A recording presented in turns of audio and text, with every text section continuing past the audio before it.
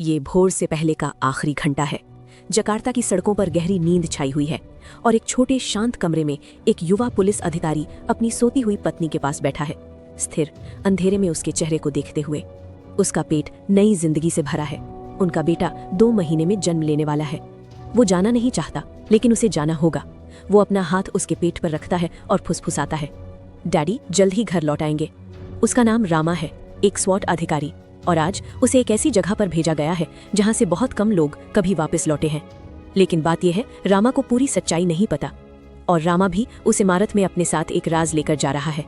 Jakarta के सबसे उपेक्षित इलाकों में से एक में एक 15 मंजिला कंक्रीट की अपार्टमेंट बिल्डिंग खड़ी है। बाहर से देखने पर यह कुछ भी खास नहीं लगती, बस एक और टूटती फूटती इमारत एक टूटते फूटते मोहल्ले में। लेकिन अंदर हर एक कमरा ऐसे लोगों से भरा है जिन्हें बाहरी दुनिया भूल जाना ही बेहतर समझती है। ड्रग डीलर, कातिल, गैंगस्टर, भगोड़े। इसके पीछे का आदमी है तामा रियादी, और पिछले 10 सालों से उसने इस इमारत को शहर का सबसे खतरनाक आपराधिक ठिकाना बना दिया है। तुम दुनिया से गायब होना चाहते हो? तामा तुम्हें एक कमरा देता है, बदले में तुम्हारी वफादारी, तुम्हारी जिंदगी। 1 दशक तक हर प्रतिद्वंद्वी गैंग और हर पुलिस यूनिट जिसने इस इमारत को तोड़ने की कोशिश की, या तो अंदर मर गई या भाग गई। एक भी सफल नहीं हुआ, एक भी नहीं। तामा के पास 2 आदमी हैं जिन पर वो सबसे ज्यादा भरोसा करता है। पहला एंडी, तामा का दिमाग, शांत, गणनात्मक, हमेशा 3 कदम आगे। दूसरा मैड डॉग, तामा की मुट्ठी, एक आदमी जो बंदूकों से नफरत करता है। उसके हाथ, उसके पैर, उसका शरीर, यही उसके हथियार हैं, और वो उनका इस्तेमाल ऐसे करता है जैसे वो इसी के लिए पैदा हुआ हो। और आज रामा इन दोनों का सामना करने वाला है, एक दुश्मन के रूप में, दूसरा कुछ कहीं ज्यादा जटिल। भोर से पहले की सड़कों से गुजरते हुए एक बंद ट्रक के अंदर रामा की पूरी स्वॉट टीम खामोशी में बैठी है। लेफ्टिनेंट वाह्यू ब्रीफिंग चला रहा है। लक्ष्य है तामा रियादी, मिशन है उसे गिराना, और योजना सीधी है। अंदर जाओ, मंजिल दर मंजिल साफ करो, और सबसे ऊपर तामा को पकड़ो। सार्जेंट जाका, रामा का कमांडिंग ऑफिसर, तेज और अनुभवी, महसूस करता है कि कुछ गड़बड़ है। टीम में कुछ कच्चे, बिना अनुभव वाले नए लड़के भी हैं। वो वाह्यू को अलग ले जाता है। ये बच्चे यहाँ क्यों हैं? वाह्यू का जवाब, हमें संख्या चाहिए। जाका का मन जोर जोर से कह रहा है कि कुछ सही नहीं है, लेकिन आदेश मिल चुका है, और एक सैनिक आदेश का पालन करता है। रामा कुछ नहीं कहता, वो अपना सामान जांच रहा है। उसके हाथ हल्के से कांप रहे हैं, शायद डर से नहीं, शायद उस राज से जिसे वो इस पल से अपने अंदर लिए हुए है जब उसने इस मिशन के लिए स्वयं सेवा की थी। ट्रक रुकता है, टीम नीचे उतरती है।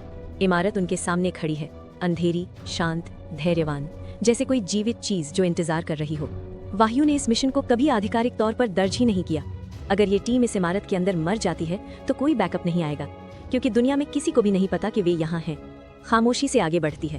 पहली मंजिल साफ, दूसरी मंजिल साफ, कमरे सुरक्षित, गलियारे नियंत्रण में। वे एक मशीन की तरह आगे बढ़ रहे हैं, सटीक, अनुशासित, अजेय।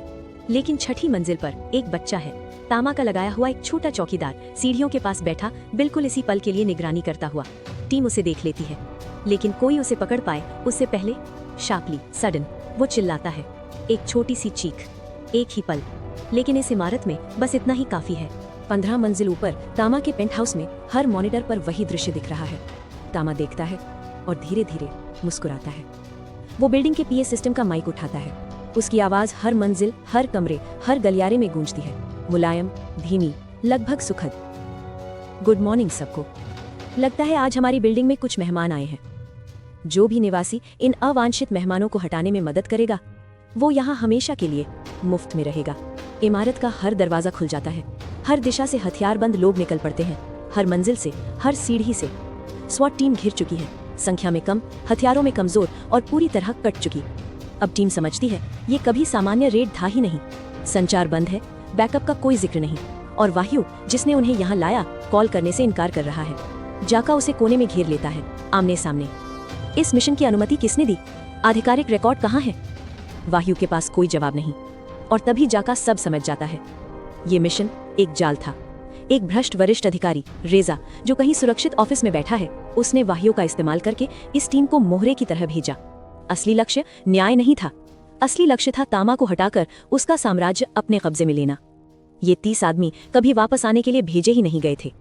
जाका बिना आवाज ऊंची किए कहता है, हम यहाँ अच्छा करने नहीं आए हैं, हम यहाँ किसी को अमीर बनाने आए हैं। और तभी गलियारों से आवाजें आती हैं, जूतों की आवाज, और फिर खून। वाह्यू इस टीम को यहाँ बिना रिकॉर्ड, बिना बैकअप, बिना निकलने की योजना के लाया था। इस इमारत में मरने वाला हर आदमी आधिकारिक तौर पर कभी यहाँ था ही नहीं। कोई नहीं आ रहा। इस इमारत के अंदर मौजूद सभी खतरों में से सबसे खतरनाक वो है जिसके हाथ में बंदूक नहीं है। मैड डॉग गलियारों में ऐसे घूमता है जैसे शिकार कर रहा हो, और जब उसे कोई मिल जाता है वो उसे टुकड़ों में तोड़ देता है, अपने हाथों से, अपने पैरों से, अपने पूरे शरीर से, जो सालों की पागलपन भरी ट्रेनिंग से एक हथियार बन चुका है। वो एक बार किसी से कहता है, ट्रिगर दबाना, वो तो जैसे बाहर से खाना ऑर्डर करना है, उसमें कुछ भी नहीं है। मुझे नब्ज चाहिए, वो चीज़ जो तुम्हारे खून में दौड़ती है जब सब कुछ असली होता है। मुझे बस वही चाहिए। सार्जेंट जाका, टीम का सबसे काबिल, सबसे ईमानदार आदमी, मैड डॉग से टकराता है। एक संकरे गलियारे में दोनों आमने सामने आते हैं और टक्कर विनाशकारी है। ये लड़ाई जितनी देर नहीं चलनी चाहिए थी उससे ज्यादा चलती है। दोनों आदमी एक दूसरे को उस सीमा से भी आगे तक मारते हैं जहां समझ खत्म हो जाती है। लेकिन आखिर में जाका गिर जाता है और वो फिर नहीं उठता। टीम का नैतिक सहारा, रामा का मार्गदर्शक, खत्म। और इस इमारत में उसकी मौत कहीं गूंजने वाली नहीं है। न कोई शोक संदेश, न कोई सलामी, न कोई रिकॉर्ड। जाका के जाने के बाद टीम के पास कोई नेता नहीं बचा। अब ये फैसला करना रामा पर है, एक नए अधिकारी पर, कि आगे क्या होगा। इस अफरा तफरी के बीच रामा एक चेहरा देखता है जिसे वो पहचानता है। लगभग 2 सेकंड का ठहराव। वो चेहरा एंडी का है, तामा का दाहिना हाथ, पूरे आपराधिक ऑपरेशन का दिमाग, रामा का बड़ा भाई। 6 साल की खामोशी। 6 साल हो गए जब एंडी अपने परिवार से, अपने घर से, रामा से दूर चला गया और जकार्ता की अंडरवर्ल्ड में बिना एक शब्द कहे गायब हो गया। और अब वो यहाँ है, हर चीज के गलत पक्ष पर खड़ा हुआ। रामा उसकी तरफ बढ़ता है। तुम्हें अभी यहाँ से निकलना होगा, अभी। एंडी शांत है, न डर न अपराध बोध। मैं अब वो आदमी नहीं हूँ जो पहले था। यहाँ ही मेरी जगह है, अब मैं यही हूँ। रामा रुक जाता है और फिर वो एक बात कहता है, वो एक बात जो एंडी को बिल्कुल स्थिर कर देती है। तुम चाचा बनने वाले हो 2 महीने बाद, एक बेटा। बस एक पल के लिए, सिर्फ एक पल। एंडी की आंखों के पीछे कुछ बदलता है, कुछ इंसानी, कुछ असुरक्षित। फिर वो उसे वापस छुपा लेता है। मैं नहीं जा सकता, तुम जाओ। बाहर जाने से पहले अपने कपड़े बदल लो। रामा सिर हिलाता है। ये वर्दी अभी भी मुझे ठीक बैठती है। एंडी 6 साल पहले सब कुछ छोड़कर कोई और बनना चला गया था, लेकिन इस सब के बीच चुपचाप, बिना कभी कहे, वो कभी भाई होना नहीं भूला। रामा और उसका आखिरी बचा साथी बोवो ऊपर की तरफ बढ़ते हैं, मंजिल दर मंजिल। उनके पीछे लाशें छूटती जाती हैं, खून में भीगी हुई, टूटी हुई, लेकिन वे रुकते नहीं।